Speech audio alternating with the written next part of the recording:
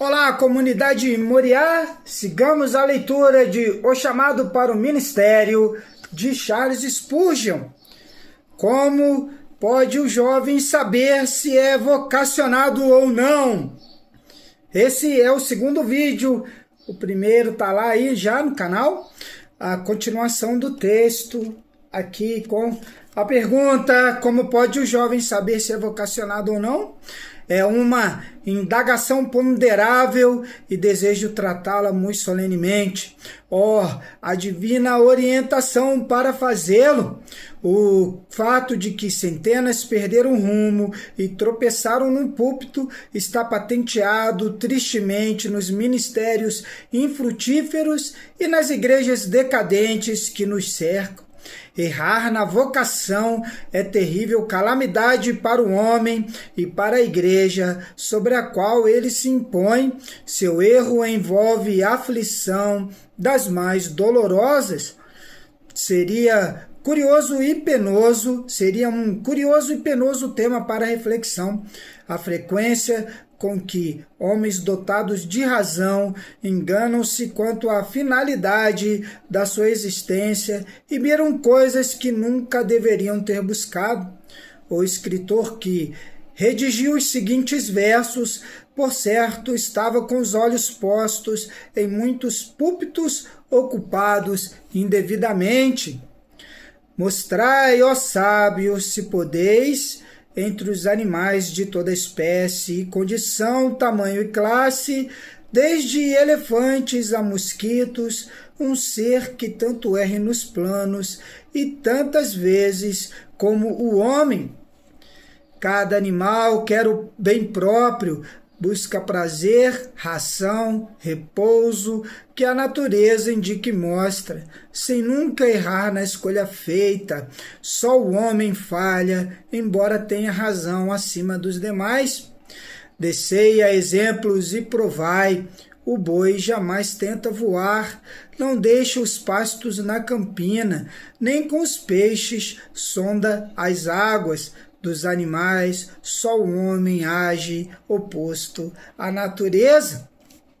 Quando penso no prejuízo e que por pouco não é infinito, que pode resultar do erro quanto à nossa vocação para o pastorado cristão, domina-me o temor de que algum de nós tenha sido negligente no exame de suas credenciais.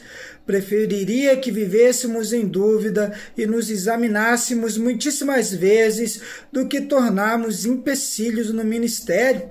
Não faltam numerosos métodos pelos quais o homem pode testar sua vocação para o ministério, se ardorosamente o quiser fazer.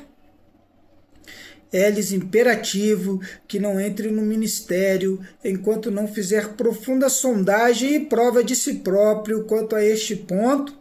Estando seguro da sua salvação pessoal, deve investigar quanto a questões subsequentes da sua vocação para o ofício. A primeira é-lhe vital como cristão, e a segunda lhe é igualmente vital como pastor. Ser pastor sem vocação é como ser membro professo e batizado sem conversão. Nos dois casos, há um nome e nada mais. O primeiro sinal da vocação celeste é um desejo intenso e absorvente de realizar a obra. Para se constatar um verdadeiro chamamento para o ministério, é preciso que haja uma irresistível, insopitável, ardente e violenta sede de contar aos outros o que Deus fez por nossas almas. Que tal se eu apelidar isso de uma espécie de ternura, como a que os pássaros têm pela criação de seus filhotes quando chega a estação própria, quando a ave mãe está disposta a morrer antes de abandonar o ninho? Alguém que conheceu Alain intimamente disse que ele tinha infinita e insaciável avidez pela conversão de almas, quando pôde ter participação societária na universidade que estava, preferia uma capelania, porque o inspirava uma impaciência por ocupar-se diretamente na obra ministerial. Não entre no ministério se puder passar sem ele. Foi o conselho profundamente sábio de um teólogo a alguém que procurou sua opinião.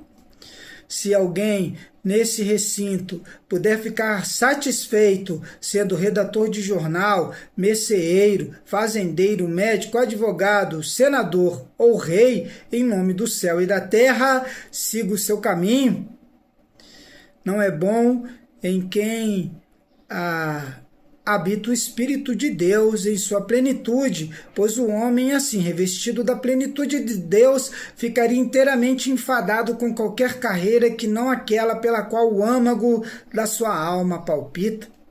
Por outro lado, se você puder dizer que nem toda a riqueza da Índia poderia ou ousaria esposar qualquer outra carreira, a qual apartasse da pregação do Evangelho de Jesus Cristo, fique certo então que, se noutras coisas o exame for igualmente satisfatório, você tem os sinais do apostolado.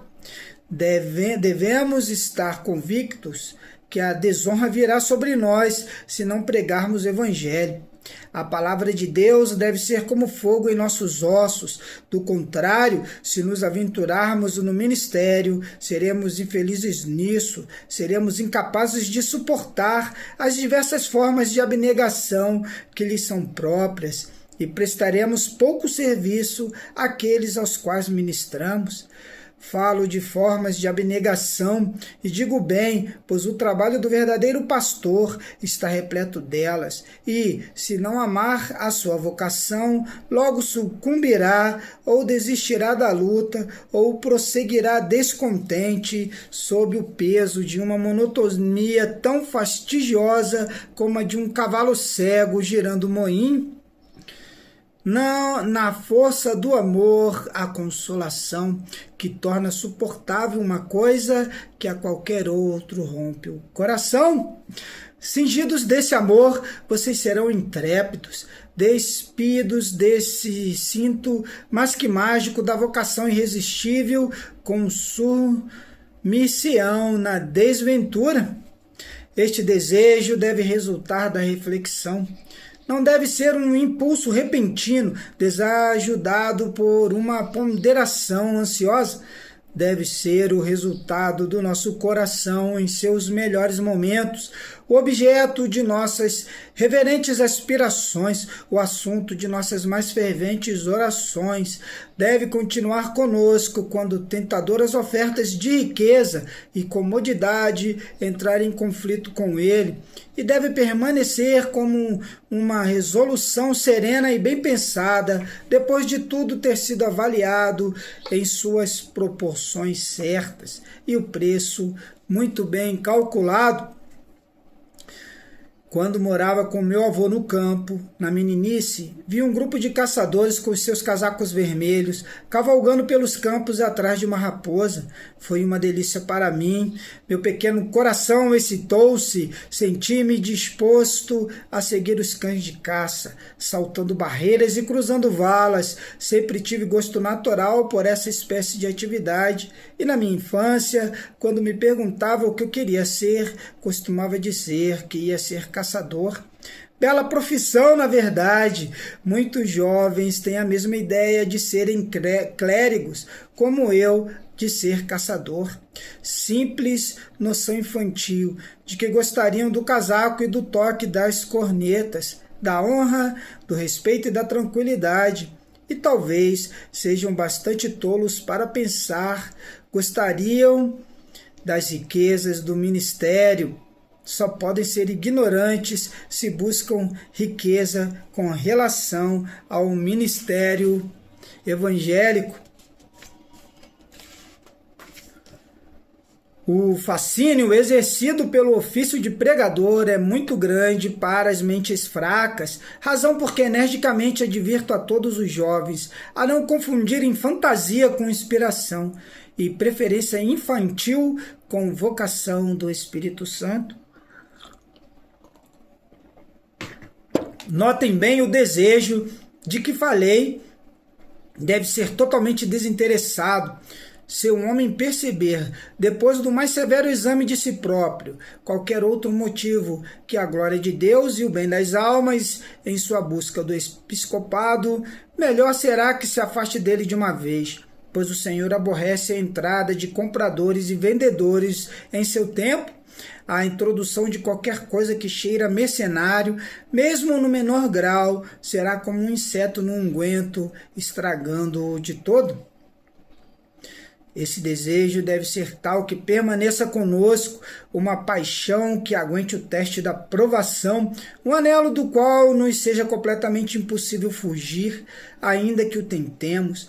Desejo, na verdade, que se torna cada vez mais intenso conforme os anos passem, até tornar-se um anseio, uma anelante aspiração, uma consumidora fome de proclamar a palavra.